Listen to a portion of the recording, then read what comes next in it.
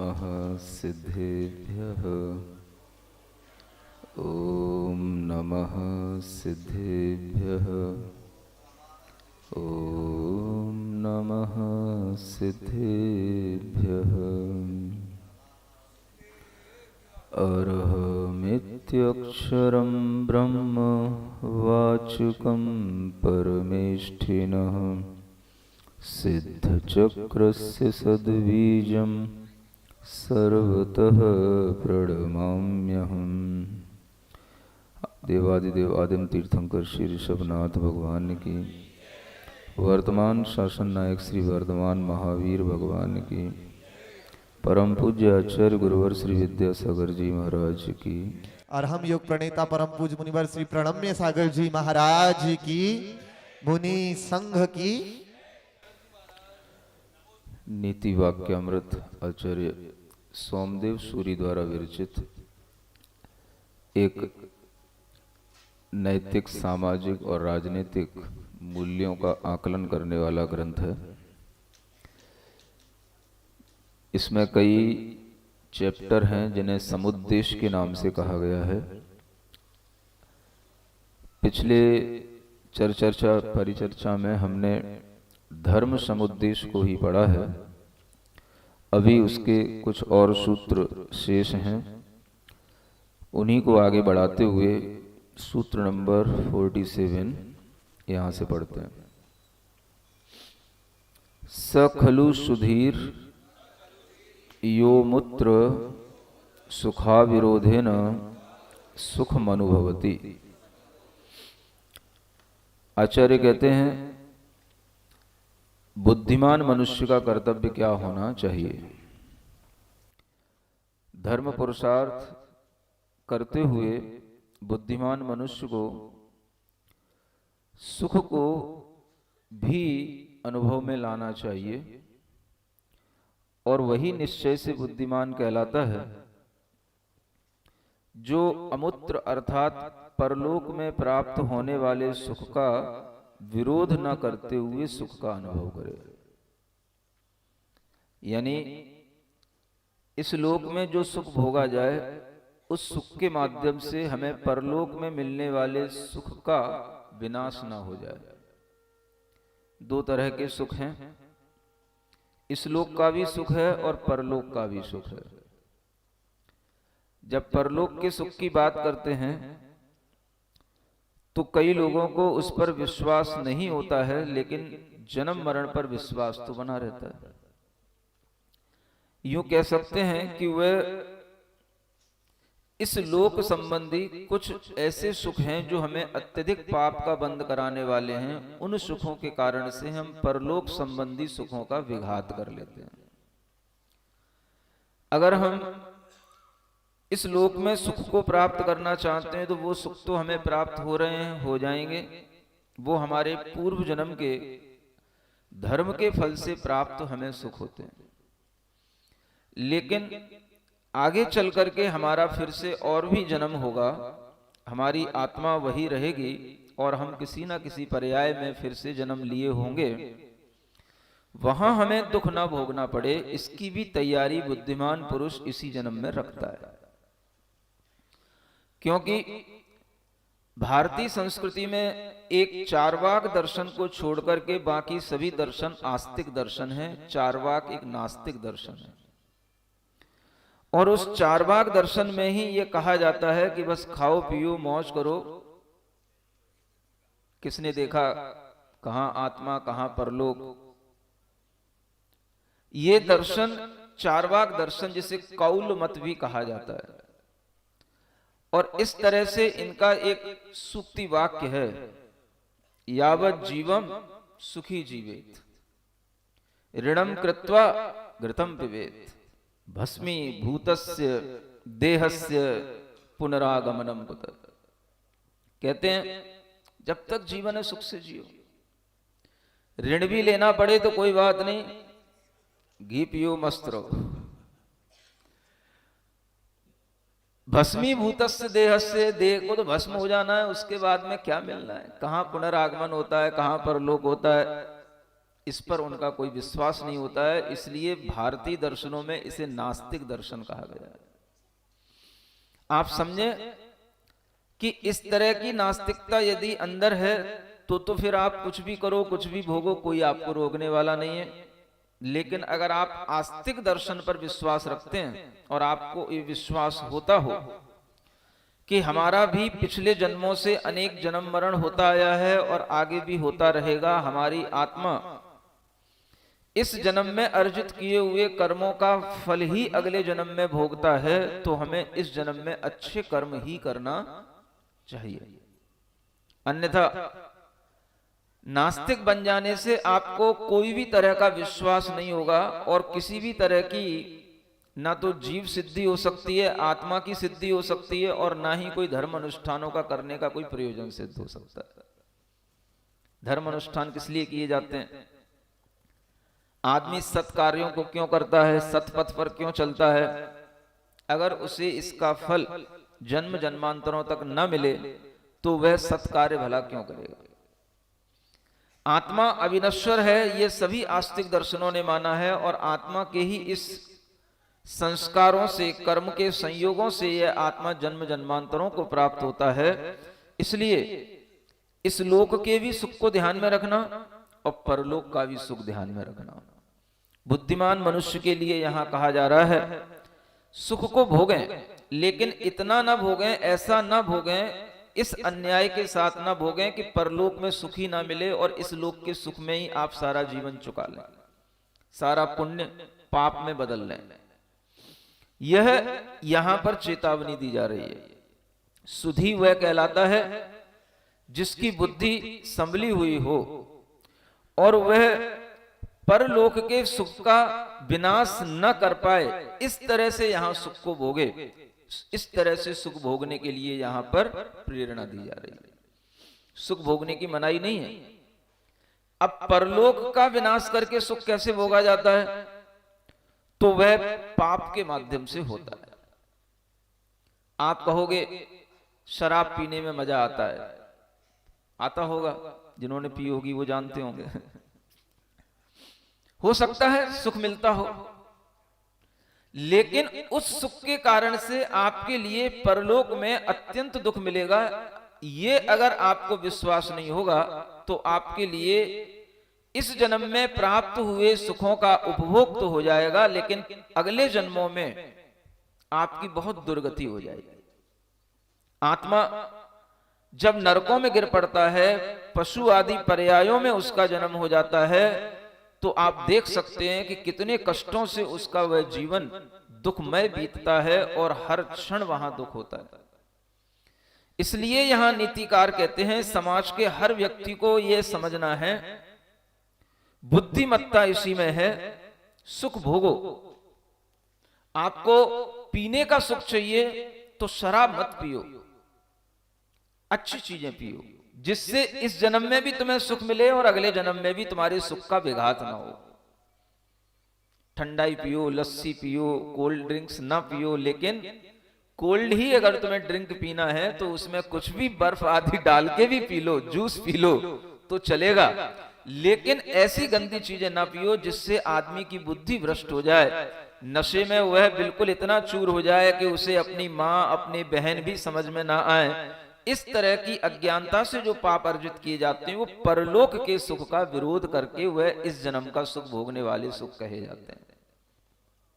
ये समझने की बात है। स्त्री सुख आगे आपको बताया जाएगा, काम समुद्दे सारा है। स्त्री का सुख भी भोगो, लेकिन आचार्य कहते हैं पर स्त्री सेवन का सुख भोग करके अगले जन्म के लिए दुख मत पैदा करो, अन्यथा नरकों में ऐसी गरम गरम लोहे की पुतलियां वहां मिलेंगी और एक नारकी दूसरे नारकी को वहां उन पुतलियों पर ऐसे फेंकता है, लिखकर अब आलिंगन कर, इस तरह का वहां पर वह दुख मिलता है।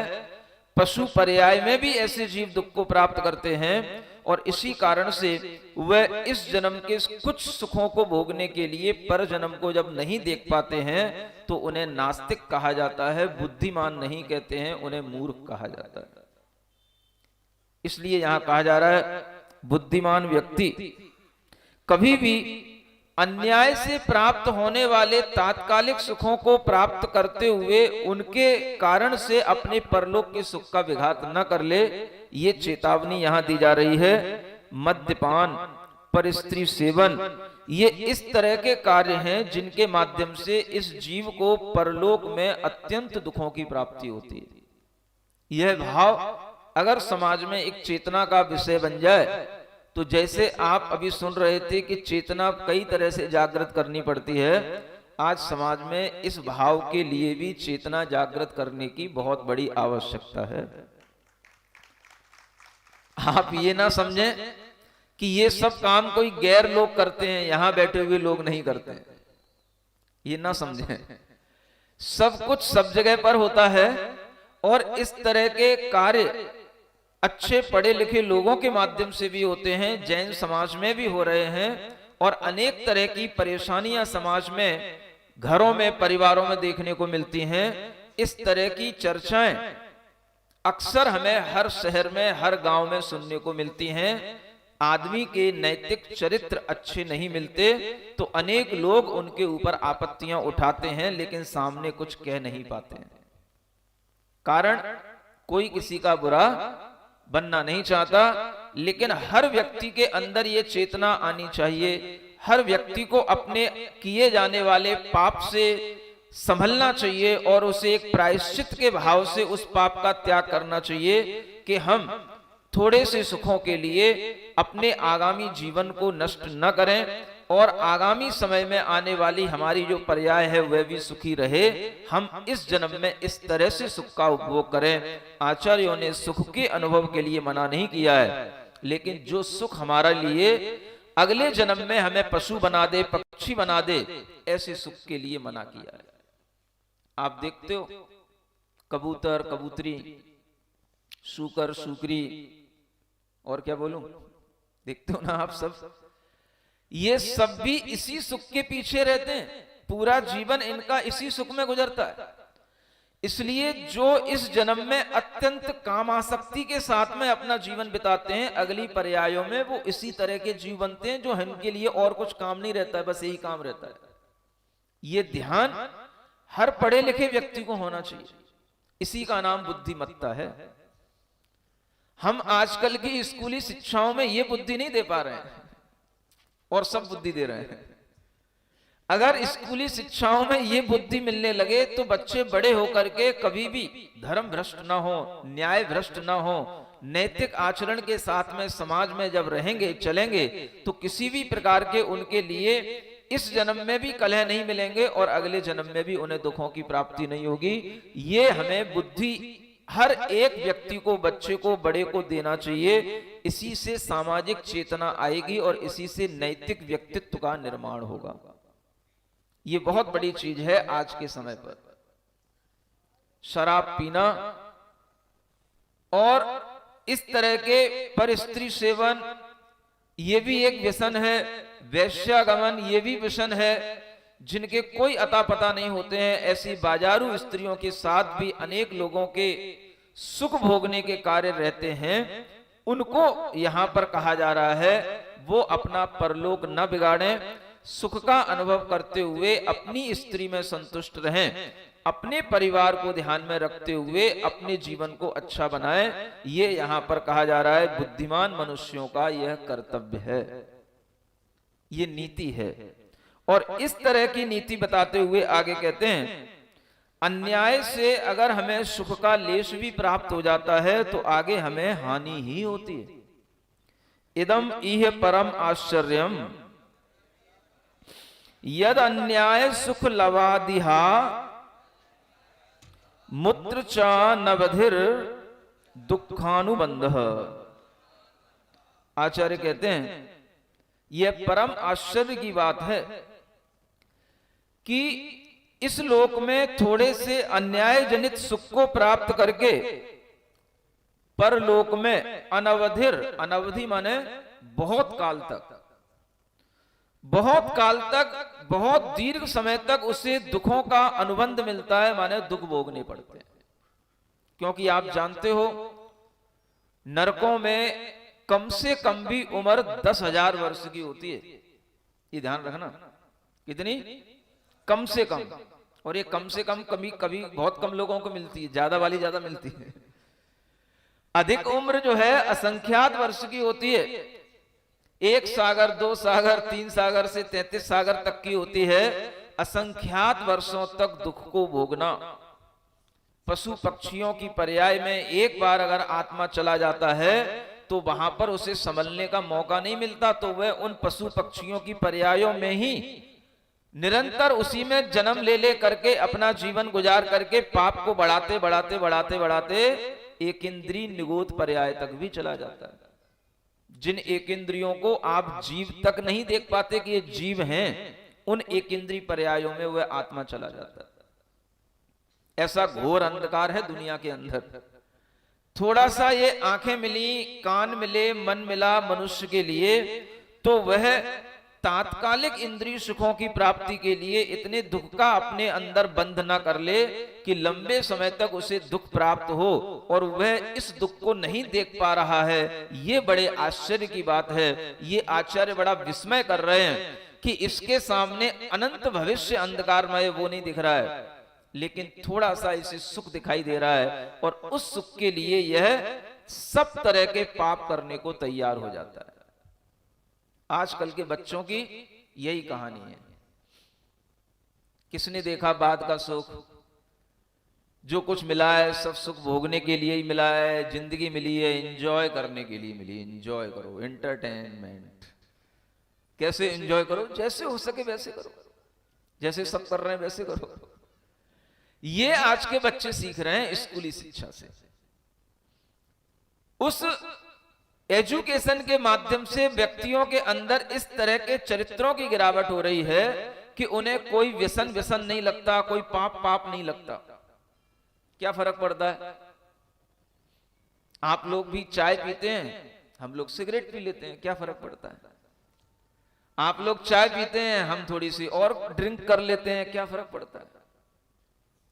तर्क देने के लिए सब बुद्धियां हैं।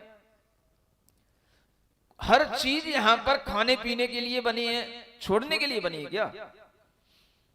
अगर चीजें हैं तो खाना पीना चाहिए, चाहे वो पिज्जा हो, बर्गर हो, नॉनवेज हो, कुछ भी हो, चीजें हैं खाने के लिए हैं तो खाना चाहिए। ये तर्क हैं आज के पढ़े लिखे पीढ़ियों के। जो चीजें पीने के लिए हैं वो पीना चाहिए, जो चीजें भोगने के लिए उन्हें भोगना चाहिए। क्यों नहीं हम भोगें? क्यों नहीं हम इनका उपयोग करें? आखिर हम नहीं करेंगे तो क्या दरिद्री लोग करेंगे? पैसे वाले ही तो करेंगे। हमारे पास है, हमने आखिर किस लिए जॉब की, हमने किस लिए कमाया है, हमने अपनी जिंदगी के 20 साल किस लिए खपाए हैं। ये बुद्धियां चल रही हैं आज बच्चों की। और जब इस तरह से ज्ञान काम करेगा तो आप समझें कि समाज किस तरह के नैतिक पतन की ओर जा रहा है। और ये सब आज की शिक्षा प्रणाली के माध्यम से ये पतन ज्यादा हो रहा है। बच्चों का चरित्र सुरक्षित रहना आजकल की शिक्षाओं के माध्यम से बहुत दुर्लभ हो गया। और जिस किसी तरह से वह कहीं पर रह भी जाए तो आगे जाकर के जहां वो जॉब करता है तो वहां जाकर के वह धर्म विरुद्ध विवाह आदि करके भी वह और ज्यादा वह धर्म की हानि कर बैठता है। ये जो पतन है ये सबसे ज्यादा जैनत्व के या चरित्र के पतन का सबसे बड़ा कारण बन रहा है। इसलिए यहां कहा जा रहा है अन्याय से थोड़ा सुख प्राप्त करने की अपेक्षा से न्याय पूर्वक थोड़ा सा कम सुख मिले उसे प्राप्त कर लेना अच्छा है, लेकिन अन्याय से अधिक सुख प्राप्त करने की इच्छा नहीं करनी चाहिए। इससे बहुत हानि होती है और आगामी जीवन बहुत बुरा बनता है। ये यहाँ पर चेतावनी देते हुए नैतिक व्यक्ति के कर्तव्यों को बताया जा रहा है।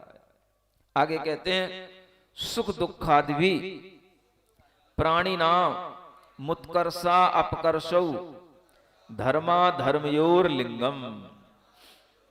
देखो ये कहते हैं अगर आपको देखना है कि हमने पिछले जीवन में धर्म किया कि अधर्म किया तो उसकी पहचान क्या है? धर्मा धर्मयोर लिंगम। लिंगम माने पहचान। धर्म की पहचान क्या है? अधर्म की पहचान क्या है? सुख दुख आदि के द्वारा प्राणियों को इस जन्म में जो उत्कर्ष और अपकर्ष मिलता है यही उनके धर्म और अधर्म की पहचान है। पिछले जन्म में जिन्होंने इस तरह के नीति वाक्यों से, अपने नीति परक आचरणों से अपना जीवन बनाया और उसी धर्म के माध्यम से इतना पुण्य कमाया कि इस जन्म में भी वह अच्छे व्यक्ति बने, धर्म आदि करने की योग्यता आई, अच्छा सुख आदि प्राप्त कर रहे हैं और उनके जीवन में उत्कर्ष होता चला जा रहा है। ये किसका फल है? ये धर्म का फल है। और जीवन में दुख आते जाए, हर समय दुखी मिलता जाए और जीवन अपकर्ष को प्राप्त होता चला जाए, तो ये पिछले जन्म के किए हुए अधर्म का फल है। धर्म और अधर्म की पहचान करने के लिए हमें प्राणियों के यह उत्कर्ष और अपकर्ष ही देखने चाहिए जो उनके सुख और दुख को देने वाले हैं। इसलिए सभी के अंदर यह विश्वास आना चाहिए कि अगर नास्तिक मत को मान लिया जाए कि सब जीव यहाँ पर अचानक से जन्म ले लेते हैं और अचानक से कोई भी पंचभूतों से जीव बन जाते हैं और जीव बनने के बाद में उनकी कोई भी एक टाइम लाइफ रहती है, लाइफ टाइम के बाद में वो बिल्कुल नष्ट हो जाते हैं, फिर आगे कुछ नहीं होता है, तो किन्हीं जीवों को सुख क्यों मिलता है जन्म से और किन्हीं जीवों को दुख क्यों मिलता है जन्म से? इसका हेतु क्या दिया जाएगा? इसके पीछे क्या कारण बताया जाएगा? कुछ ऐसे जीव हैं जो जन्म से ही सैकड़ों रोगों से परेशान हैं। ऐसे अनेक बच्चे आपको देखने को मिलेंगे, जन्म लेते ही लाखों लाखों रुपए की दवाइयां डॉक्टरों के माध्यम से उनके लिए लग गई हैं और अभी तक स्वस्थ नहीं हो पाए। माता पिता का जीवन भी उनके साथ में क्लेशमय हो जाता है। ये दुख कहां से आते हैं? ये सब पूर्व जन्म के अगर दुख नहीं होंगे तो अचानक से अगर सभी की उत्पत्ति यहीं पर हो रही है तो सबकी फिर एक जैसी उत्पत्ति होनी चाहिए। ये सुख दुख अलग अलग क्यों मिल रहे हैं जीवों को? इससे स्पष्ट होता है पिछले जन्म के संस्कारों के बिना, पिछले जन्म के कर्मों के फल के बिना यहां पर हमें कुछ भी नहीं मिलता है। इसलिए प्राणियों का जो कुछ भी आज अगर में उत्कर्ष दिखाई दे रहा है, अच्छे स्वास्थ्य दिखाई दें, अच्छे घर में शांति के वातावरण के साथ में घर में परिवार में कलह ना हो, इस तरह से परिवार की वृद्धि दिखाई दे, व्यक्ति सुखमय जीवन जिए, ये सब उसके जीवन के जो उत्कर्ष हैं, धन आदि की वृद्धि होती चली जाए, हर तरह के जो जीवन में उत्कर्ष हैं, ये किसके फल से? ये पिछले जन्म के धर्म के फल से ही इस जन्म में हम थोड़ा सा पुरुषार्थ करते हैं तो हमें उस फल के माध्यम से ये हमें उत्कर्ष प्राप्त होते हैं। अन्यथा जब पिछले जन्म के पुण्य हमारे साथ नहीं होते हैं तो लाख पुरुषार्थ करने पर भी जीवन में उत्कर्ष नहीं आता है, अपकर्ष ही बना रहता है। इससे समझना चाहिए कि प्राणियों को धर्म और अधर्म अगर देखना हो तो ऐसे ही जीवों के सुख और दुखों को देख करके समझ लें कि यह धर्म का फल है और ये अधर्म का फल है। किमपि ही तद वस्तु नास्ति यत्र न ऐश्वर्य मदृष्टाधिष्ठातु। अदृष्ट अधिष्ठातु, इसे अदृष्ट कहा जाता है। पिछला जन्म कर्म, भाग्य, पिछले जन्म का धर्म, ये कुछ देखने में तो आता नहीं, इसलिए इसको एक क्या शब्द दिया? अदृष्ट। इस अदृष्ट का अधिष्ठाता कौन? वही आत्मा जिसने ये पिछले जन्मों में ये कर्म किए, इस जन्म में उसके लिए सब कुछ अदृष्ट है, लेकिन अधिष्ठाता माने आधार कौन है उसका? वो आत्मा ही है। तो इस भाग्य का जो आधार है, इस दैव का जो आधार है, ऐसा आधार वाला आत्मा वो भाग्यशाली आत्मा कहलाता है। और उस भाग्यशाली आत्मा के लिए संसार में ऐसी कोई वस्तु नहीं होती जो उसे ऐश्वर्य देने वाली न मिल, ऐश्वर्य देने वाली वस्तु उसे प्राप्त न हो। यानी भाग्यशाली व्यक्तियों को ही, पिछले जन्म के अच्छे कर्म करने वाले व्यक्तियों को ही इस जन्म में हर ऐश्वर्य वाली वस्तु प्राप्त होती है। माने उनके जीवन में ऐश्वर्य प्राप्त होना इस जन्म के कारण से भी होता है, लेकिन इस जन्म के कारण से हमें पिछले जन्म के कर्मों के फल ज्यादा हमारे साथ में रहते हैं। पुरुषार्थ हम इस जन्म में करते हैं, लेकिन वो पुरुषार्थ फल देने के लिए हमारा भाग्य पिछले जन्म का बहुत ज्यादा साथ देने वाला होता है। ज्यादातर यही होता है। उन्हीं लोगों का पुरुषार्थ काम में आता है जिनके पास में उनका अच्छा भाग्य भी होता है। अन्यथा आप देखें कितने ही ऐसे बच्चे होते हैं आईएएस यूपीएससी के एग्जाम देते हैं और अच्छे नंबर आते हैं, सब कुछ आता है, प्री पास कर लेते हैं, मेंस पास कर लेते हैं, इंटरव्यू में 3-3 बार से अटेम्प्ट दे रहे हैं, पास नहीं कर पाते। क्या कहें, पुरुषार्थ में कोई कमी नहीं है, पूरे फुल मार्क्स आ रहे हैं, सब पास हो रहे हैं प्री में मेंस में, लेकिन अब इंटरव्यू उनके हाथ में नहीं है। इंटरव्यू के मार्क्स वो उस व्यक्ति के भाग्य से बनने वाला जो उसका व्यक्तित्व है, और वहां पर जो इंटरव्यू लेने वाली जो बैठे हुए लोग हैं उनके सामने अपना जो प्रेजेंटेशन देना है, ये अब जो है आपके पुरुषार्थ में नहीं है। ये सारी एक्टिविटी, ये आपका प्रेजेंटेशन, ये सब आपके व्यक्तित्व जैसा बना हुआ आपके भाग्य से, उसके अनुसार वहां निर्णय किया जाता है। वर्तमान का पुरुषार्थ इतना कार्यकारी होता है कि वह हमारे भाग्य में अगर कहीं कमी भी हो तो वह हमें इस तरह की सद्बुद्धि देता रहता है कि हम अपने भावों को बिगाड़ते हुए अगले जन्म का या इस जन्म में भी हमें जो आगे आयु मिलने वाली है उसके लिए हम कुछ बुरा ना कर पाएं, तो ये वर्तमान का पुरुषार्थ उसके साथ काम करता रहता है। अभी जन्म भी तो बहुत बाकी होता है, तो वह बाकी जन्म भी अच्छे पुरुषार्थ करने वाले लोगों के लिए अच्छा आगे का समय देने वाला होता है। ये वर्तमान के पुरुषार्थ का फल होता है। लेकिन हर कार्य में सफलता, ये इसके पीछे बहुत बड़ा भाग्य का भी एक कार्य होता है और ये हमें स्वीकार करना चाहिए। इसीलिए जो भाग्यशाली होते हैं वो कोई भी काम करते चले जाते हैं, सफल होते चले जाते हैं, हर ऐश्वर्य की उन्हें प्राप्ति होती चली जाती है, वो कम समय में भी बहुत अच्छा नेम और फेम कमा लेते हैं, वो भाग्यशाली लोग कहलाते हैं।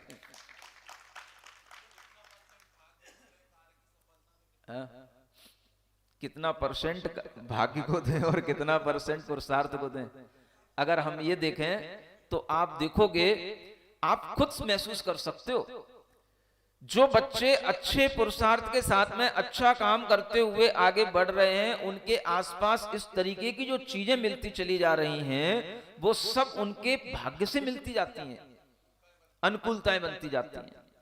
किसी भी तरह का उनके लिए वातावरण, भले ही एक शहर में रहने वाले बच्चे होते हैं, एक स्कूल के एक ही कमरे में पढ़ने वाले बच्चे होते हैं, लेकिन उनके लिए अलग अलग तरह की मानसिकताएं बनती चली जाती हैं। वो कहां से उन्हें इंस्पिरेशन मिलती है?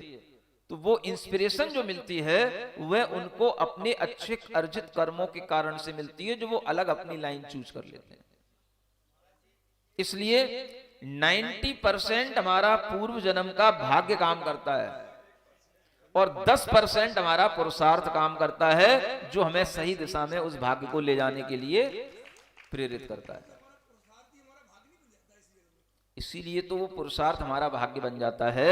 जब हम इस जन्म में वह अच्छा पुरुषार्थ पिछले अच्छे भाग्य के अनुसार करेंगे तो यही आगे आने वाले टाइम के लिए हमारा भाग्य बन जाता है।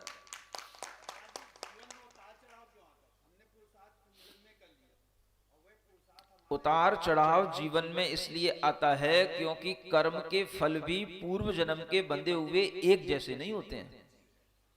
कभी वही कर्म के फल हमारे लिए पूर्व जन्म के अच्छे फलों के उदय से हमने मान लो अच्छी शिक्षा प्राप्त कर ली, लेकिन कुछ ऐसे भी कर्म हमारे उदय में आ गए कि हमारे परिवार में अनेक विघटन हो गए, हमारे परिवार के अनेक सदस्यों की अकाल में मृत्यु हो गई, हमें उन परिवारों की जिम्मेदारी को निभाने के लिए अपनी शिक्षा के उस समय को हमें अलग कहीं लगाना पड़ा, हमारी मानसिक संतुलन बिगड़ने लगा, अनेक तरह के अंतराय और असाता वेदनी कर्मों का फल हमें अलग से देखने को मिलने लगा। ये भी उतार चढ़ाव पूर्व जन्म में बंधे हुए कर्मों के फल से ही होते हैं।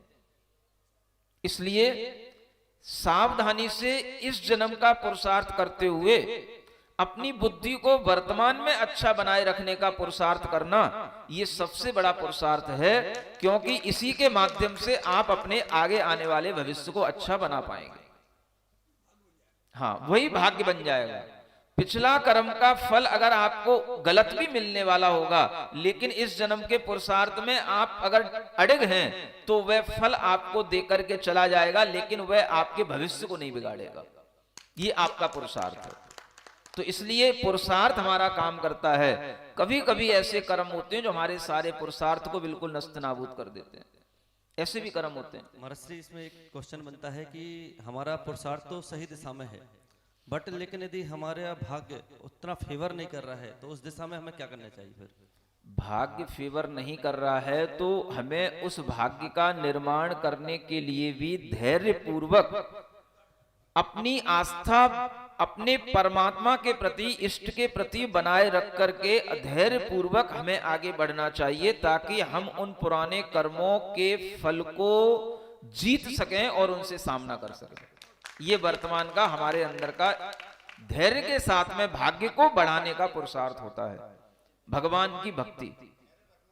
हाँ, तो धैर्य रखना ही पुरुषार्थ है, और वो भी तभी संभव होता है जब हम इस तरह से इन नीतियों के अनुसार चल पाते हैं, तब हम धैर्य रख पाते हैं कि हमें नीति से विरुद्ध कोई काम नहीं करना है। यह व्यक्ति के लिए रहे तो वह भाग्यशाली बनता चला जाता है। इस तरह से इन 50 श्लोकों में धर्म समुद्देश्य नाम का यह चैप्टर क्लोज होता है ना। अंत में धर्म के माध्यम से बताया गया कि धर्म करने वाले भाग्यशाली व्यक्ति के लिए कोई भी ऐसा कार्य नहीं है, ऐश्वर्य वाला कोई ऐसा उसके लिए कृत्य नहीं है जो उसे प्राप्त ना हो।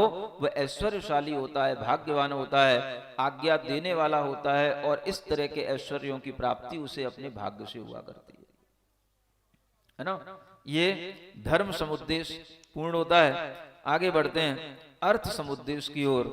अर्थ माने धन, है ना।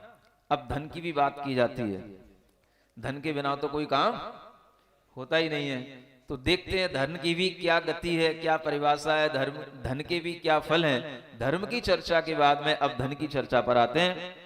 यतः सर्व प्रयोजन सिद्धि सो अर्थ। देखो कितनी अच्छी परिभाषा है अर्थ की। अर्थशास्त्र में ये परिभाषा होनी चाहिए। अर्थ माने धन। धन उसे कहा जाता है जिससे सब प्रयोजनों की सिद्धि हो जाए। हाँ, समझ आ रहा है। यानी मनुष्यों के लिए कोई भी ऐसे लौकिक प्रयोजन या अलौकिक प्रयोजन नहीं बचते हैं जो धन से प्राप्त ना हो जाए। धन से सभी प्रयोजनों की सिद्धि हो जाती है, लौकिक भी अलौकिक भी। इसलिए मनुष्य का वास्तविक जो धन है वो धन ही है। नहीं समझ आया। मनुष्य का वास्तविक जो धन है वो धन ही है, जिसके माध्यम से उसे अपने सभी सुखों की प्राप्ति होती है, समस्त उसके अपने उद्देश्य पूर्ण होते हैं, और उसी के माध्यम से वह अपने प्रयोजनों को पूर्ण करता हुआ आगे बढ़ता है। तो उसे लगता है कि हाँ, हमने एक अच्छा जीवन जी लिया है। लेकिन वह धन हमारे लिए किस रूप में प्राप्त होता है, हमें उसका उपयोग कैसे करना चाहिए, और उस धन की वृद्धि के भी कैसे उपाय करने चाहिए, वो भी यहाँ बताए जाते हैं। धनाढ्य होने के क्या उपाय हैं, ये आपको यहाँ बताए जा रहे हैं।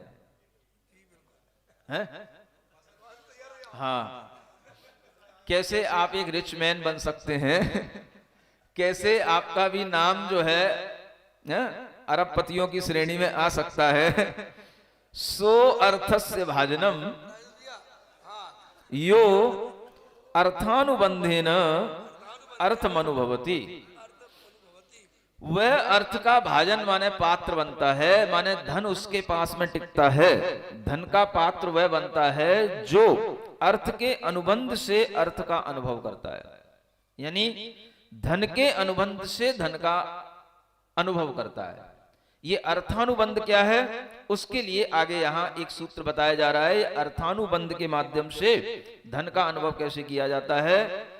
अलब्ध लाभो लब्ध परिरक्षणम रक्षित परिवर्धनम च अर्थानुबंध। ये अर्थ का अनुबंध करने का यह तरीका बताया जा रहा है। धनाढ्य होने के लिए क्या चाहिए, अर्थानुबंध होना चाहिए। और अर्थानुबंध किसे कहते हैं, ये तीन उसके लिए चीजें बताई जा रही हैं। अलब्ध लाभ, क्या करना, अलब्ध का लाभ लेना, यानी जो हमारे पास में धन नहीं है उस धन का हमें लाभ मिले, इसके लिए नीतियां बनाना और इसके लिए पुरुषार्थ करना ये अलब्ध का लाभ कहलाता है। जो धन हमें प्राप्त नहीं है वो उसका हमें लाभ हो, इसके लिए जो वह उपाय करेगा धन कमाने के, वो अलब्ध लाभ में आएगा। यानी धन को कमाने के आपको उपाय बनाते रहना पड़ेगा। अगर आप धनाढ्य होना चाहते हैं तो धन कमाने के आप उपायों पर ध्यान रखें कि धन किन किन तरीकों से आता है। प्लानिंग करते रहो और उसका इंप्लीमेंट भी करते रहो। कौन से बिजनेस किस तरह से बढ़ते हैं, किस सीजन में कौन से बिजनेस चलते हैं, कौन से बिजनेस एवरग्रीन रहते हैं, कौन से बिजनेस हमेशा जो है उत्कर्ष को प्राप्त होते हैं, ये आपको अलब्ध के लाभ में सारी की सारी यह अर्थशास्त्र पढ़ा दिया जाएगा। समझ आ रहा है? ये भी आपको ध्यान रखना पड़ेगा कि धन कमाने का कौन सा वो तरीका अपना जाए जो किसी भी प्रकार के उपाय से हो लेकिन नीति पूर्वक हो, तो वह आप धनाढ्य होने का पहला तरीका अपना लेंगे।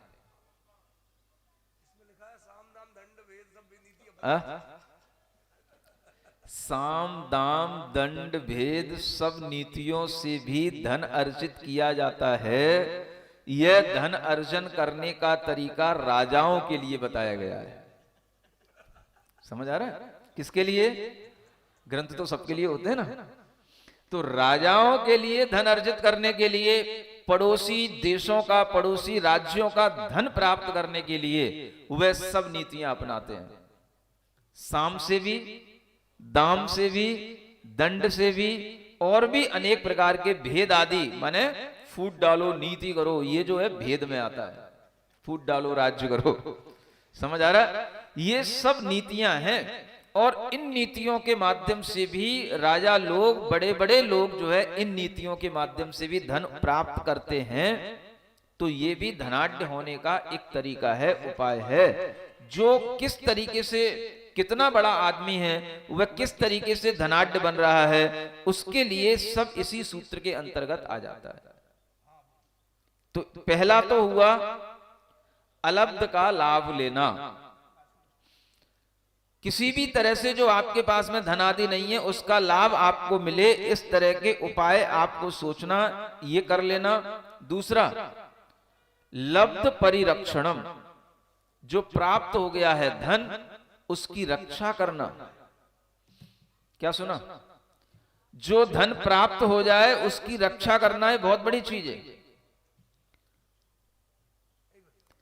प्राप्त हुए धन की रक्षा करने के लिए आपको सब तरह की सुरक्षाएं आपको अपनानी पड़ेंगी और उन सुरक्षाओं में सब कुछ आ जाएगा। आज लोग धन तो प्राप्त कर पाते हैं किसी भी नीतियों से, लेकिन उसकी रक्षा नहीं कर पाते हैं। समझ आ रहा है? Income tax officer, sale tax officer, ED के छापे, ये ऐसे हैं जो किसी भी तरह की पार्टी फेल हो जाती हैं और पॉलिटिक्स में इन्हीं सब चीजों का सबसे ज्यादा आज उपयोग किया जा रहा है। अगर पॉलिटिक्स में किसी को गिराना है तो बस ईडी के छापे लगवा दो उसके लिए। समझ आ रहा है? किसी भी तरह के सेल टैक्स ऑफिसरों के छापे पड़वा दो, बस आदमी की जब अपनी धन से उसकी स्थिति बिगड़ जाएगी तो सब तरह से उसकी स्थिति बिगड़ जाएगी। ज्यादा हो तो अनेक तरह के इल्जाम लगा करके उसे तिहाड़ में पहुंचा दो, खत्म पार्टी। समझ आ रहा है? हाँ। ये नीतियां हैं, राजाओं के लिए सब करने योग्य होती हैं, उन्हें सब माफ होता है। अधिकारों का प्रयोग करना राजा जानते हैं, करते हैं। आप कहते रहो ये गलत है, गलत है, गलत है, गलत क्या है? अब राजा है तो अधिकार है तो करेगा, अब गलत है तो है। नहीं समझ आ रहा? हाँ, भले ही मोदी सरकार के लिए दुनिया के लोग कह रहे हैं गलत है, गलत है, गलत हो रहा है, चाहे वो ममता उनके लिए पत्र लिखे, चाहे वो लालू पत्र लिखे, चाहे राहुल पत्र लिखे, कोई भी पत्र लिखे, उसे सुनना थोड़ी ना किसी की। वो अपने अधिकार में अपना काम कर रहा है। समझ आ रहा है? तो कभी कभी इस तरह के अधिकारों का उपयोग किया जाता है, उसी का यह परिणाम है कि सुनते थे जैन लोग कभी जेल नहीं जाते हैं, लेकिन उसने एक ऐसे जैन को जेल में भेज दिया जो जैनों का नाम उसने खराब कर दिया। समझ आ रहा ना? हाँ, तो पार्टी को गिराने का ये सबसे अच्छे जो तरीके होते हैं वो सब अधिकारी लोग इस तरीके को अपनाते हैं और इसी तरह से उनकी अपनी सत्ताएं चलती हैं। लोग गलत कहें कहते रहो, जब जो अधिकार जिसको प्राप्त होते हैं वो उन अधिकारों का प्रयोग करना उनके हाथ में होता है, तो वो कर रहे हैं। समझ आ रहा है?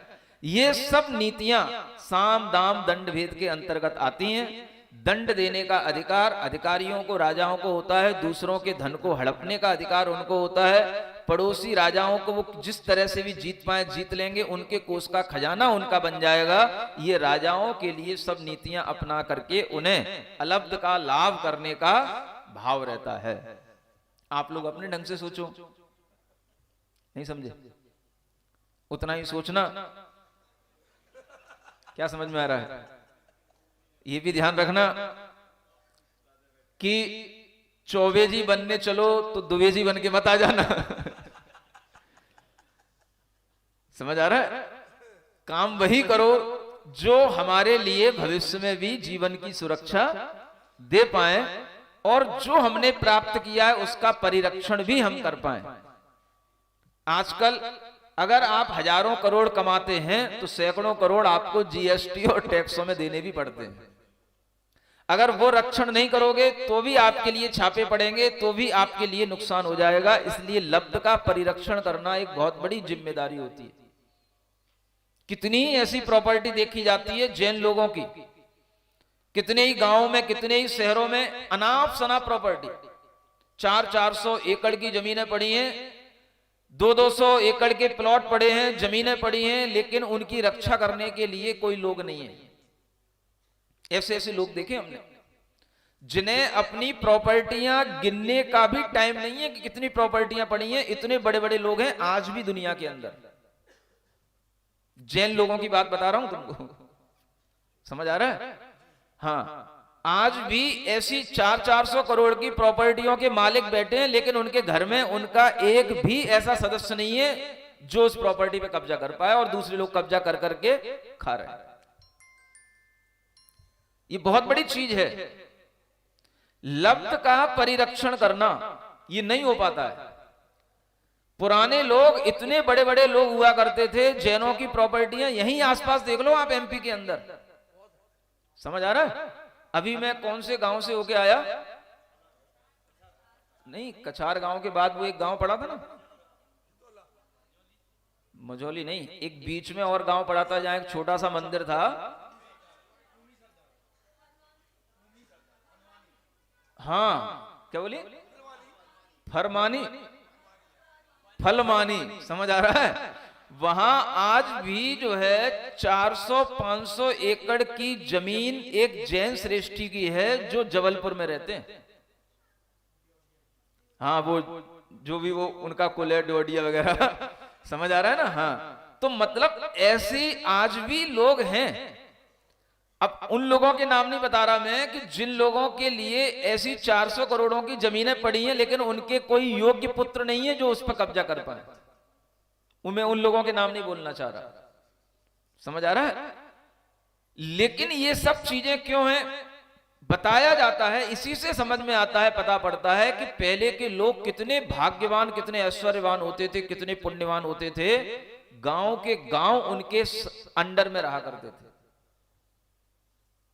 तब जाकर के वो किसी भी तरह से धर्म के बड़े बड़े कार्य करते थे, लेकिन आने वाली पीढ़ियों को अब उन्हें संभालने के लिए भी उनके पास में ताकत नहीं है। जो हमें दादा दे गए हैं वो दादाजी की चीजों को, उस संपत्ति को, विरासत को भी संभालने के लिए हमारे पास में अब बुद्धि नहीं है। हाँ, संभाल नहीं पा रहे लोग। इसीलिए आपने देखा होगा कई जगहों पर, आज भी कई जगहों पर, जैसे मझौली वगैरह में भी होकर के आए, जैन समाज के कितने बड़े बड़े तालाब पड़े हुए हैं। बड़े बड़े तालाब वो सब समाज के ही मंदिर के हैं। कितनी प्रॉपर्टी पर तो न जाने कितने लोग कब्जा कर चुके होते हैं। गांव के लोग छोटे छोटे से झोपड़ी, झुग्गी झोपड़ी बनाने वाले लोग कब्जा कर लेते हैं। तरह तरह की जमीन इसमें निकल जाती है। कौन लड़े, कौन झगड़े। मंदिर ट्रस्टों की भी बड़ी बड़ी जमीनें जबलपुर के अंदर ही जाकर के देख लो।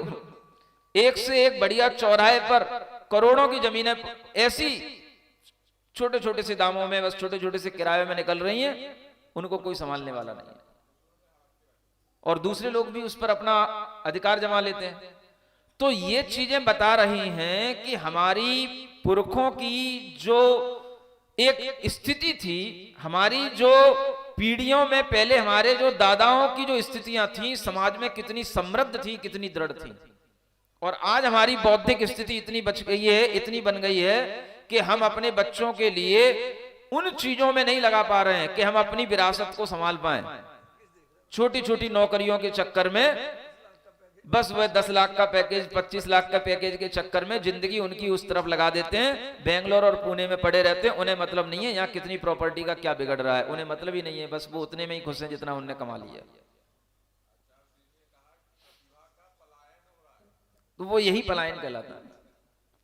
तो ये जो स्थितियां बन रही हैं कि हम खुद मालिक थे, लेकिन हमें नौकरी करने में मजा आ रहा है, और ऐसे अनेक नौकर हैं जो अपने अपने घरों में बड़े बड़े मालिक बन सकते थे, लेकिन वो भी आज कहीं ना कहीं कंपनियों में नौकरी कर रहे हैं। ये बुद्धि जो बिगड़ रही है, यही बताती है कि आप लब्ध का परिरक्षण नहीं कर पा रहे हैं, जो प्राप्त है उसकी रक्षा नहीं कर पा रहे हैं।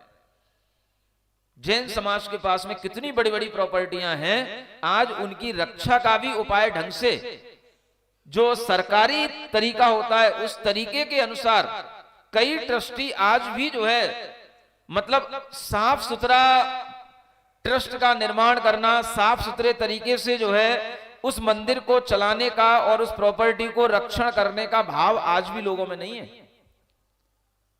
पीढ़ियों से चली आ रही है, हमारे पापा थे, हमारे पापा थे, हमारे दादा थे, बस वही उस पे आसीन बैठे हुए हैं। कोई उसका लेखा जोखा जब सरकारी तरीके से स्पष्ट नहीं होता है तो बस सरकारी लोग उस पर अपना धावा बोल देते हैं और तुमको अलग कर देते हैं। ऐसा कई जगह होता है, लेकिन आदमी अपनी अध्यक्षता नहीं छोड़ना चाहता है। मैंने अगर अपनी अध्यक्षता छोड़ी तो हमें ट्रस्ट बनानी पड़ेगी, हमें 10 लोगों को जोड़ना पड़ेगा, तो फिर हमें चुनाव करने पड़ेंगे, तो मेरी सेठियाई कम हो जाएगी। बस इस कारण से वो कुछ भी उसका हिसाब किताब ना समाज को देता, ना कुछ करता, तो लब्ध का परिरक्षण नहीं होता, तो वो चीज नष्ट हो जाती है। और बस दूसरे लोग उस पर हावी होकर के जब मुकदमा दायर करते हैं तो लड़ते रह जाते हैं, और बाद में वो चीजें दूसरी सरकारी हाथों में चली जाती हैं। अपनी संपत्ति निकल गई हाथ से, सिर्फ किस लिए? हमें सेठ बने रहना है, हमें अध्यक्ष बने रहना है। इस अहंकार के कारण से कई जगह पर देखा ऐसी प्रॉपर्टी का विनाश हुआ है, सिर्फ इसी अहम के कारण से, मैं सेठ हूं, मैं कोई इसमें इन्वॉल्व नहीं करूंगा। और जब तक सरकारी तरीकों से आप उनके चिट्ठे नहीं बनाएंगे, ट्रस्ट नहीं बनाएंगे, तब तक उनकी रक्षा होगी नहीं। कितना आ रहा है, कितना जा रहा है, सारी ट्रांसपेरेंसी के साथ में आप उसका लेखा जोखा नहीं देंगे, तब तक वह सरकारी तरीके से उसका संरक्षण होगा नहीं। सालों बीत जाते, कोई ऑडिट उसका होता नहीं है, तो कहां से वह रक्षण हो? तो लब्ध का परिरक्षण करना ये बहुत बड़ी चीज है। हम आसपास देखें, हमारे पास बहुत सारी संपत्तियां हैं, लेकिन हम लब्ध का परिरक्षण नहीं कर पा रहे हैं, और सारी जिंदगी छोटी छोटी सी अमाउंट कमाने के चक्कर में निकाल देते हैं। इसलिए यहां कहा जा रहा है, धनाढ्य होने का सबसे बड़ा तरीका क्या है? कमा लेना बड़ी चीज नहीं है, उस कमाने के बाद में उस धन की सुरक्षा का प्रबंध करना ही बड़ी चीज है। और फिर तीसरी चीज, रक्षित परिवर्धनम। जो रक्षित कर लिया है उसको भी हम बढ़ाएं। क्या कहा? एक तो हम धन कमाएं, फिर धन कमा करके उसकी रक्षा करें, और रक्षा करने के बाद में जो रक्षित है उसको भी हम बढ़ाएं। वो कैसे बढ़ाएं? तो अनेक तरह के जो परोपकार आदि के कार्य होते हैं, जिसके कारण से धन बेवजह बर्बाद ना हो जाए, ऐसे कार्यों में लगाते हुए उस रक्षित का परिवर्धन किया जाता है। अगर आपके पास में बहुत प्रॉपर्टी पड़ी है, आप उस पर कोई तरह का निर्माण नहीं करते हैं, कोई स्कूलें नहीं चलाते हैं, कोई तरह की आप उस पर चिकित्सा की सुविधाएं आदि नहीं देते हैं, कोई खेती आदि नहीं करते हैं, किसी भी तरह से लोगों का उससे कोई भला नहीं हो रहा है, तो वो चीजें किसी ना किसी तरह से नष्ट हो जाएंगी। और कोई ना कोई वह, या तो वह दूसरे लोग कब्जा कर लेंगे, या वो वन विभाग के अंदर चला जाएगा, या वो किसी ना किसी तरह से और दूसरे तरीकों से उसका विनाश हो जाएगा। रक्षित जो है उसका भी बढ़ाना, उसका भी परिवर्तन करना, ये तीन काम अगर करने सीख गए तो धनाढ्य जिंदगी भर बने रहोगे। थोड़े समय के लिए धनाढ्य बन जाना अलग बात है, और जिंदगी भर बने रहना अलग बात है। ये तीनों तरीके जिंदगी भर धनाढ्य रहने के यहां पर बताए जा रहे हैं। इससे आप चलेंगे तो संचित धन आपका वृद्धि को प्राप्त होता रहेगा। और संचित धन के नाश का कारण क्या है? तीर्थ मर्थेन असंभावयन मधुच्छत्रमिव सर्वात्मना विनश्यति।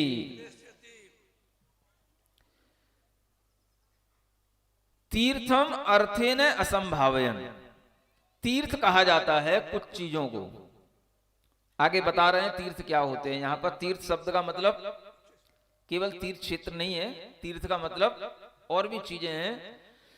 हाँ, जिन चीजों से आपका धन नष्ट होने से बच जाए वो तीर्थ समझना।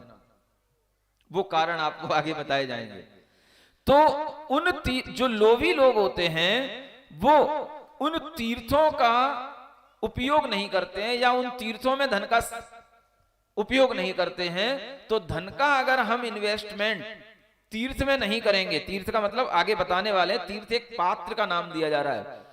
कितने तरह के पात्रों में आप उस धन का इन्वेस्ट करें जिससे आपके धन का रक्षण होता रहे, उसका नाम है तीर्थ। तो वह तीर्थ में अगर हम अपना धन नहीं लगाते हैं तो वो सारा का सारा धन नष्ट हो जाता है।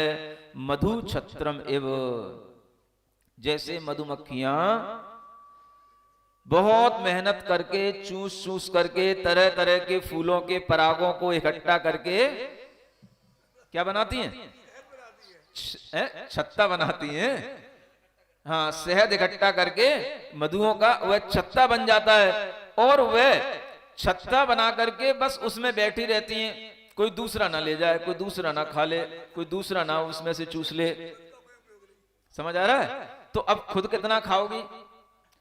खाने के लिए तो वो था ही नहीं, वो तो अपने ही मेहनत से उगाल उगाल करके उसको बना दिया।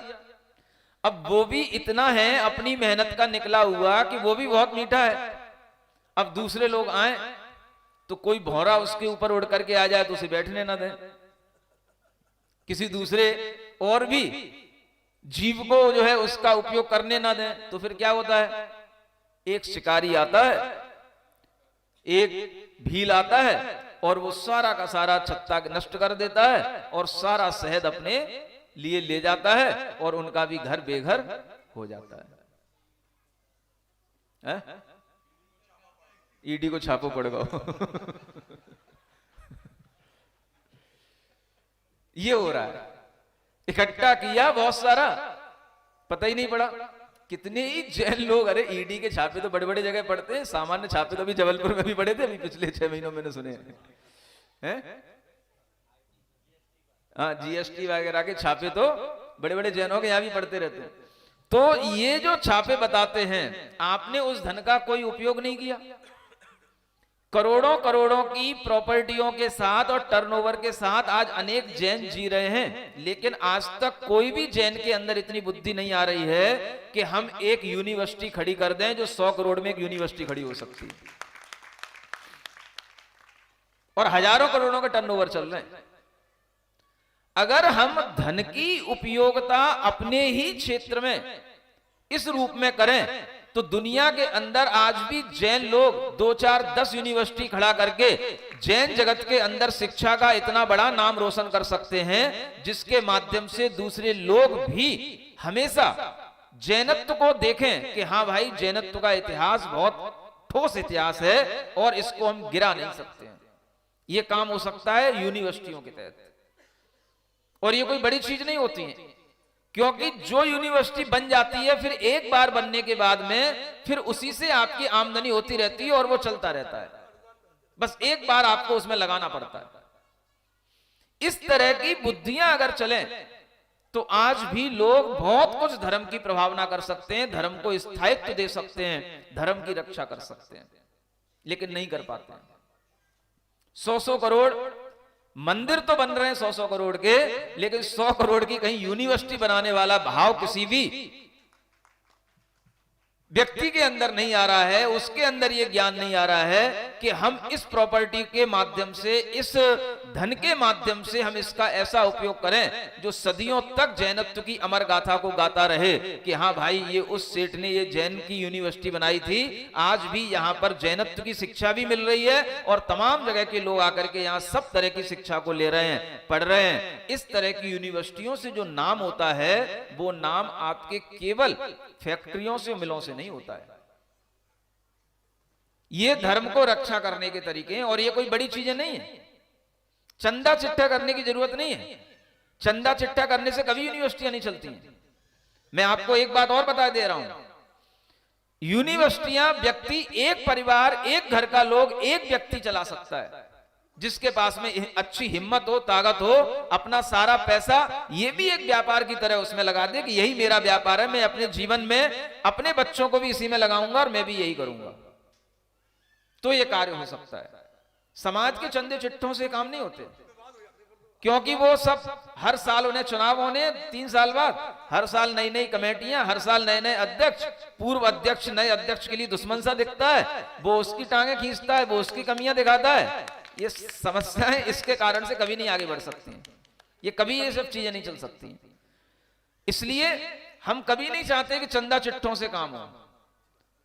ये काम अगर हो तो बस 1 से 2 लोगों का बस उसमें सहयोग हो, 2 लोग हों, 4 लोग हों, ज्यादा से ज्यादा एक ट्यूनिंग वाले लोग हों, बस ये 4 लोग मिलकर के एक चीज बनाएंगे, इसमें किसी का कोई हमें योगदान की जरूरत नहीं है, अपना अपना पैसा उसमें इन्वेस्ट करेंगे और ऐसी यूनिवर्सिटियां दुनिया के इन देशों, इन सभी अपने प्रदेशों के अंदर अगर 4 जगह बड़ी बड़ी यूनिवर्सिटियां बन जाएं तो आप देखो कि जैनत्व की गौरव गाथा कितनी ऊंची हो जाए। आज जैसे महाराष्ट्र के अंदर, कर्नाटक के अंदर जैसे एक धर्म स्थल का नाम है, समझ आ रहा है, हेगड़े जी का वो धर्म स्थल चलता है, ऐसा अगर धर्म स्थल अगर आज का रूप कहीं भी लेगा तो यूनिवर्सिटियों के माध्यम से ले सकता है। और ये बनाना कोई बड़ी बात नहीं है।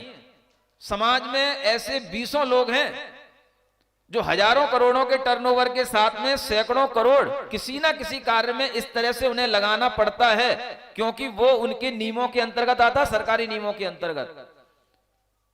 क्या CR बोलते हैं, क्या CSR बोलते हैं, समझ आ रहा है? इन नियमों के तहत उन्हें ये पैसा उसमें लगाना ही पड़ता है, लेकिन किसी की बुद्धि में नहीं आता ये सारा पैसा इकट्ठा करके एक जगह लगा करके हम उसको किसी काम में लें। सब अलग अलग तरह से अपना पैसा अलग अलग जगह पे लगा रहे हैं।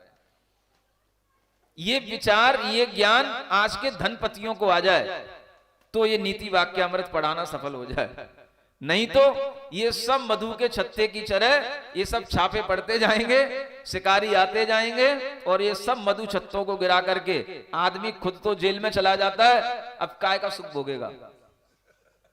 समझ आ रहा है ना, किसके लिए बंगले और किसके लिए गाड़ियां, अब जेल में क्या मिलेगा। ये स्थितियां बन रही हैं, इसलिए तीर्थ पात्र यहां बताए जा रहे हैं। धर्म समवायिनः कार्य समवायिनश्च पुरुषास तीर्थम। देखो इनको तीर्थ कहा जा रहा है। धर्म का जो समवाय करने वाले लोग हैं, समवाय माने धर्म को इकट्ठा करने वाले, धर्म के लिए सहयोग करने वाले, धर्म को आगे बढ़ाने वाले समवायी कहे जाते हैं, है ना।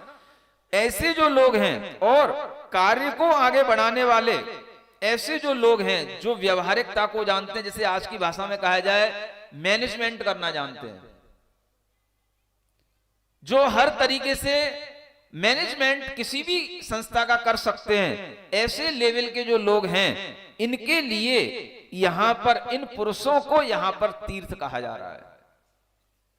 पैसा किसमें लगाना, जो अच्छा मैनेजमेंट कर सकते हैं उनको आगे लाओ, जो चीजों को अच्छे ढंग से डायरेक्शन दे सकते हैं ऐसे लोगों को आगे लाओ, और ऐसे लोगों के माध्यम से उन डायरेक्टरों को और उन मैनेजरों को दिए गए ये सहयोग आपके लिए किसी भी संस्था को खड़ा करने के लिए, किसी भी तीर्थ को बनाने के लिए ये सहयोगी बनते हैं, तो उन तीर्थों में उन लोगों के लिए लगाया हुआ पैसा आपके लिए लब्ध का परिरक्षण करने वाला होगा और रक्षित का परिवर्धन करने वाला होगा। इसीलिए बड़ी बड़ी जो कंपनियां होती हैं, बड़े बड़े जो मालिक होते हैं कंपनियों के, उनके यहां पर अपने अलग, एक तो ये सीए होते हैं, कई संख्या में उनके सीए खुद के होते हैं, और कई संख्या में उनके लॉयर खुद के होते हैं। ये सब उनको रखने पड़ते हैं, उनमें पैसा लगाना पड़ता है, क्योंकि उसकी सुरक्षा उनके बिना नहीं हो सकती है। हर बार सेठ जी कहां केस लड़ने जाएंगे? छोटे छोटे काम तो लॉयर अपने अपने जो उन्होंने बना लिए, वही लॉयर उनके केसों को निपटाते रहते हैं, और जो सीए सीएस किए हुए लोग हैं वो सब उनका पूरा मैनेजमेंट देखते हैं, सब उनका लेखा जोखा रखते हैं। उसके अलावा भी सीईओ अलग होते हैं, डायरेक्टर अलग होते हैं, तब कंपनियां चलती हैं। और इस तरह से ये सब धर्म समवायी और कार्य समवायी ये लोग कहे जाते हैं, इन्हीं को तीर्थ कहा गया है। इनमें अपना धन लगाने से वो धन सुरक्षित बना रहता है। समझ आ रहा है? नहीं तो इन शब्दों को कौन समझेगा? धर्म समवायी कार्य समवायी क्या है? तादात्विक मूल हर कदर येसु ना असलुह प्रत्यवाय। देखो यहां आप कहते हैं धन के नष्ट करने के साधन भी बताए जा रहे हैं कि धन के नष्ट करने के साधन 3 हैं। एक ऐसे लोग जो तादात्विक कहे जाते हैं, ऐसे लोग जो मूलहर कहे जाते हैं, और ऐसे लोग जो कदर्य कहे जाते हैं। 3 नाम दिए जा रहे हैं। इनके लिए लगाया गया धन नष्ट होने वाला होता है, और उसके लिए वह न असलुह प्रत्यवाय है, माने हम उससे अपना विनाश को बचा नहीं सकेंगे। ऐसे लोगों में लगाया गया धन ये कहलाता है धन के नाश के साधन।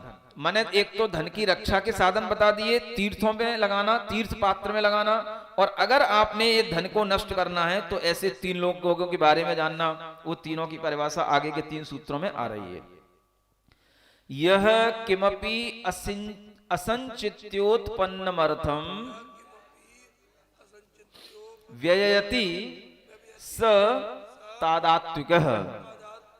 ये जो तादात्विक शब्द आया था उसकी परिभाषा है कि तादात्विक किसे कहते हैं? किमपि असंचिन्त्य, कुछ भी चिंतन किए बिना, माने कुछ भी विचार किए बिना, यानी कोई विचार न करके कमाए हुए धन का वह उत्पन्नम अर्थम व्ययति, बस व्यय करता जा रहा है, व्यय करता जा रहा है, व्यय करता जा रहा है। हमने कमाया है, हम खा रहे हैं, तुम्हें क्या मतलब? हमने कमाया, हम मजे उड़ा रहे हैं, तुम्हें क्या लेना देना? हमारी लाइफ से तुमको इंटरफेयर करने का अधिकार किसने दिया? आज के बच्चे जब अच्छा कमाने लग जाते हैं तो ये उनकी भाषा होती है। समझ आ रहा है? मेरी लाइफ मैं एंजॉय करूंगा, आप क्यों मुझे रोकते हैं? उस होटल में मत जाओ, वहां एंजॉय मत करो, ये मत खाओ, वो मत पियो। तो उनके लिए यहां कहा जा रहा है ये तादात्विक लक्षण के साथ चल रहे हैं। धन का अर्थ, धन का हमने किस तरह से संचयन किया ये तो ठीक है, लेकिन अब उसके व्यय के कोई चिंतन का उपाय ना सोचते हुए किस भी तरह से उसका व्यय करना, ऐसे खर्च करने वाले लोगों को तादात्विक कहा जाता है। जो ये नहीं सोचता है मेरी आय कितनी है, आमदनी मुझे कितनी बचा करके रखना है, कितना मेरे लिए अभी आवश्यक है, कितना मुझे आगे आवश्यकता पड़ सकती है, इस तरह का बिना सोचे समझे जो आदमी धन का व्यय करता है उसे तादात्विक कहा जाता है। ये एक नाम दिया गया है। इसके लिए इकट्ठा हुआ धन नष्ट हो जाता है, ये ज्यादा नहीं चलता है। तो ऐसे तादात्विक लोग मिलते हैं। एक दूसरे तरह के लोग होते हैं मूलहर लक्षण में आते हैं। मूलहर, जो मूल मिला है उसको भी हरण कर लिया, उसको भी खा गए। कौन? यह पितृ पैतामह मर्थ मन्यायेन भक्षयति समूलहर। जो व्यक्ति अपने पिता और पिता के भी पिता, जिसे पितामह कहते हैं, उनकी संपत्ति को अन्याय से भक्षण करता है, अन्याय से खर्च करता है और नए धन का बिल्कुल भी संचय नहीं करता है, उसे मूल हर व्यक्ति कहा जाता है। ये मूल को ही हरण कर रहा है, कमा कुछ नहीं रहा है, बाप दादों की खाए जा रहा है, बस बर्बाद किए जा रहा है, बर्बाद किए जा रहा है। और ऐसा बर्बाद करते करते एक दिन पूरा बर्बाद वो हो जाता है। ऐसे भी कई शाहजादे मिलते हैं, शाहजादे शहजादे है ना, अमीरों के, बस बाप की कमाई है पाप में डाले जाओ, तो बाप की कमाई पाप में लगती जाती है, क्योंकि उन्हें पता है हमें कमाने की जरूरत ही क्या है जब बाप ने इतना कमा रखा है। इसी की इतनी संपत्ति है कि हम जिंदगी भर खाएंगे तो भी नहीं खा पाएंगे। तो ऐसे भी कमाई को खाने वाले लोग ये मूल का हरण करने वाले लोग होते हैं। तो आप सोचें कि अगर आपके बच्चों में ये मानसिकता आ गई कि उन्हें अपनी बाप की कमाई दिख रही है और उन्हें अपना कोई भी कार्य नहीं दिख रहा है, तो ऐसी संतानें भी मूल हर माने आपके उस धन को नष्ट करने वाली होंगी, वो संपत्ति की रक्षा करने वाली नहीं होंगी। इसलिए इनसे बचाना, तादात्विक नहीं होना चाहिए, मूल हर नहीं होना चाहिए, और तीसरा कहा जा रहा है कदर्य नहीं होना चाहिए। यो भृत्यात्म पीड़ाभ्या मर्थम संचिनोति स कदर्यः, वह कदर्य कहलाता है। कदर्य का मतलब एक तरह से बहुत ज्यादा लोभी व्यक्ति, कृपण व्यक्ति, जो अपने भृत्यों को भी आत्म पीड़ा देकर के, है ना, या भृत्यों को और अपने आत्मीय जनों को, दोनों को पीड़ा देकर के वह धन को बचाए रखने की कोशिश करता है, वो कदर्य कहलाता है। अपने ही परिवार के, अपने ही घर के लोग हैं, उनको भी धन नहीं देता, इतना कंजूस है। और जो अपने सेवा करने वाले सेवक लोग हैं, नौकर चाकर हैं, उनके लिए भी धन नहीं निकालता। तो फिर वही लोग उसके धन को हड़प करके खा जाते हैं और उसे धन रहित कर देते हैं। ऐसे कदर्य का धन भी नष्ट हो जाता है। इन तीन लोगों के पास में धन टिकता नहीं है। तादात्विकों के पास नहीं टिकेगा, मूलहर वाले भी कभी धनाढ्य नहीं होंगे, वो सब बर्बादी में लगे रहेंगे, और कदर्य लोग के लिए भी वह धन टिकने वाला नहीं है। इसलिए धन नष्ट होने के ये साधन हैं, इनको यहां बताया गया। अब आगे कहते हैं तादात्विक और मूल हर को हानि होने वाली हानि क्या है। तादात्विक मूल हरियो रायत्याम नास्ति कल्याणम। इन तीन में से दो के लिए पहले बताते हैं कि जो तादात्विक हैं, तादात्विक मतलब आमदनी से अधिक व्यय करने वाले, बिना सोचे समझे खूब फिजूल खर्ची करने वाले, है ना, बस आमदनी भी कितनी है वो भी उन्हें पता नहीं है और खर्चे ज्यादा हैं। एक तरह से जैसे आप बोलते हो ना, आमदनी अठन्नी खर्चा रुपया, है ना, ये भी है। और आमद कम और खर्चा ज्यादा लक्षण है मिट जाने का, और कुब्बत कम और गुस्सा ज्यादा लक्षण है पिट जाने का। ये भी ध्यान रखना है ना। तो ये भी सब नीति वाक्य हैं जो दोहों और मुहावरों के रूप में आ जाते हैं। तो ये भी ध्यान रखना है, तादात्विक लोगों का भविष्य में कल्याण नहीं होता है, माने ये जरूर आपत्तियों में घिरते हैं, भविष्य इनका अच्छा नहीं होता है। और जो मूलहर वाले लोग हैं, जो अपनी पैतृक संपत्ति को अन्याय मार्ग से बर्बाद करते हैं, ऐसे लोग भी अंत में दरिद्री बनते हैं। इनके लिए भी यह हमेशा मजे नहीं रहते हैं, जो कुछ समय के लिए जो मजे ले रहे होते हैं, इनका जीवन भी आगामी जीवन नियम से दुखमय होता है। इसलिए ये जो है धन की हानि उन्हें सदा दुखी बनाने वाली होती है। इस जन्म के अंत में भी, इस जन्म में भी उन्हें दुख भोगना पड़ेगा, फिर आगे तो उन्हें अनेक पीड़ाओं से दुख भोगना ही पड़ेगा, क्योंकि उन्होंने अर्थ का कोई सदुपयोग नहीं किया। उस पापानुबंध से भी उनका अगला जन्म भी खराब होगा, और इसी जन्म में भी उनका आगामी भविष्य भी खराब होता है।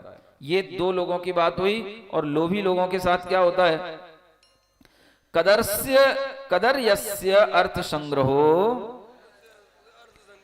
राजदाया दत्त तस्कराणाम अन्यतमस्य निधि। हाँ, जो कदर्य लोग होते हैं, लोभी लोग होते हैं, उनका धन किनके लिए होता है? राजाओं के लिए हो जाता है। समझ आ रहा है ना? हाँ, राजाओं का मतलब वही छापेमारी होगी, है ना, वो राजकोष में चला जाता है वो धन।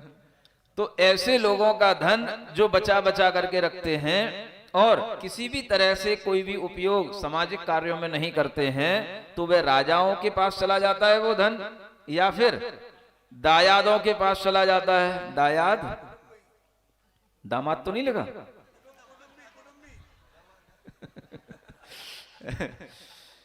दामाद भी कुटुंबी कहलाएगा। तो कई ऐसे भी दामाद देखे हैं,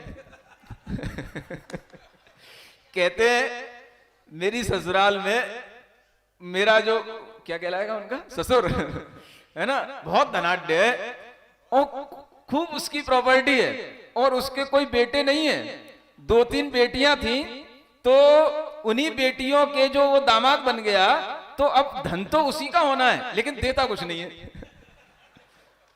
कोई भी अच्छे काम में लगाने की कहो सुनता ही नहीं है। ऐसे कई दामादों ने आकर के भी मेरे शिकायत की है। तो मतलब यह है कि दामाद भी जानते हैं कि मेरा जो विवाह हुआ है उससे मुझे बहुत भविष्य में भला होने वाला है, लेकिन अभी ये मेरे लिए कुछ दे नहीं रहा है। तो जिनके लिए इस तरीके से है वो भी जान रहे हैं ऐसा कंजूस है, ऐसा कंजूस है। एक दामाद ने आके कहा, महाराज अच्छा घर तक नहीं बनवा रहा है, वही पुराने टूटे फूटे घर में रह रहा है, अच्छा घर भी नहीं बना रहा है कि मैं कभी घर में जाऊं तो लगे कि हाँ भाई मैं इस घर का दामाद हूं। और कहने को बहुत प्रॉपर्टी पड़ी है, बहुत करोड़पति आदमी है। ऐसे ऐसे लोग होते हैं। समझ आ रहा है? ये कोई कल्पनाओं की बातें नहीं है, ये सब चल रहा है, नाम नहीं ले रहा हूं, बता रहा हूं आपको। तो ऐसे लोगों का मूल अब कौन हरण करेगा? ऐसे लोभी लोगों का धन कहां जाएगा? तो वह उनके कुटुंबी जनों के पास में चला जाएगा।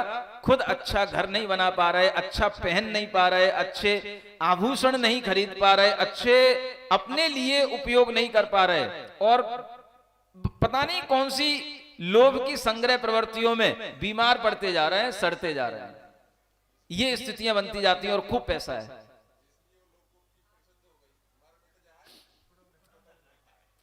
हाँ, मर मिट जाए कुटुंब ना खाए। तो ऐसे लोगों का धन कुटुंब भी खाता है ना। तो ये दायाद माने जिन्हें दे दिया जाए और वो तुम्हारी याद तक ना ले, याद तक ना करें, उनको कहते हैं दायाद। दा माने दे दिया और वो तुम्हारी याद भी नहीं करेंगे, जब उन्हें मिल जाएगा सब बांट लेंगे, आपस में सब कर लेंगे। ऐसे दायादों के पास में कंजूसों का धन चला जाता है। अथवा तीसरी चीज और है, तस्कराणाम, है ना, चोर तस्कर लुटेरे, ये सब जो है उस धन को कभी ना कभी हड़प ले जाते हैं और उस कदर का धन किसी भी काम में नहीं आता है। इसलिए उसकी निधि किसी दूसरे की निधि होती है, उसकी खुद की अपनी कोई निधि नहीं होती है। ऐसे इन धन की व्यवस्थाओं को यहाँ पर इस अर्थ समुद्देश्य में बताया गया है। यह चैप्टर भी आज आपका पूर्ण हो गया है।